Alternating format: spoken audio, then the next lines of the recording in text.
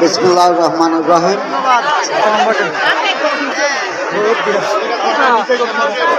বিএনপির ভারপ্রাপ্ত চেয়ারম্যান তারেক রহমান ঘোষিত 31 দফা বাস্তবায়নের মাধ্যমে সাম্য সম্পৃক্ত মানবিক বাংলাদেশ গড়ার প্রত্যয়ে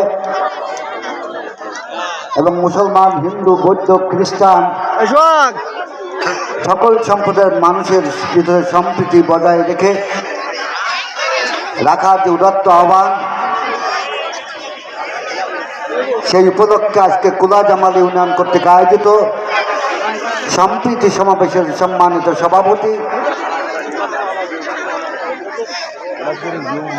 মাহফুজুর রহমান উপস্থিত আছেন। আপনাদের এই এলাকার কৃতি সন্তান,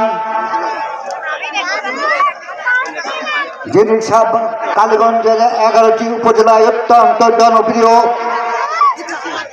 এবং এই উপজেলা বিএনপিকে সংগঠিত করার জন্য যারা অন্যতম আছেন, তাদের ভিতরে অন্যতম সংগঠক, বারবার এই কুলা ইউনিয়ন থেকে নির্বাচিত সাবেক চেয়ারম্যান ডাক্তার নুরুল ইসলাম,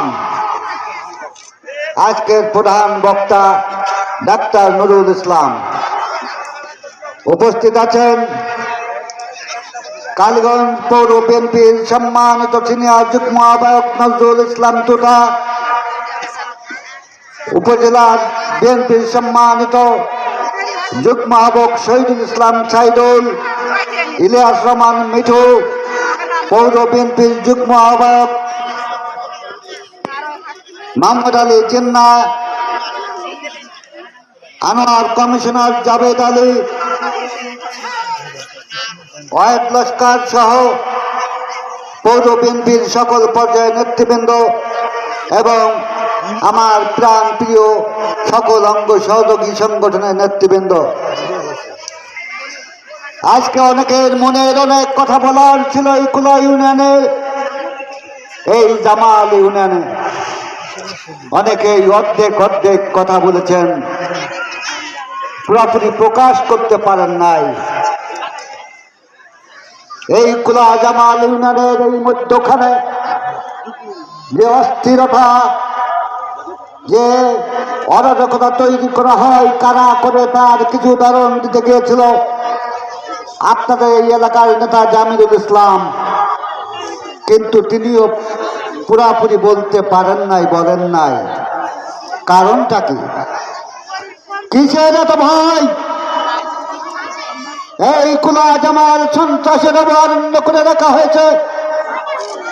দীর্ঘ 17 বছর যারা সন্ত্রাসের রাজত্ব কায়েম করে রেখেছিল, তারাই আমার এই কুলা জামালের লাশের রাজনীতি করার জন্য উঠে পড়ে লেগেছে, আপনাদের ভিতরে বিভ্রান্তি করার জন্য ষড়যন্ত্র করছে।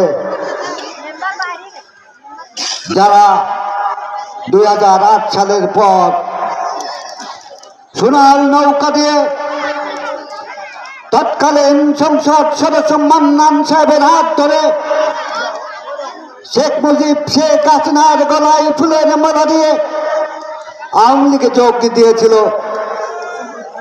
পরবর্তীতে 2014 সালে আনারের গলায় মালা দিয়ে সাবেক সংসদ সদস্য, অবৈধ সংসদ সদস্য, তার গলায় মালা দিয়ে যারা সোনার নৌকা হাতে তুলে নিয়েছিল, তারা আবার বিএনপিতে এসে এই 24 সালের 5ই আগস্টের পর এই কুলা জামালে অস্থিরতা তৈরি করছে।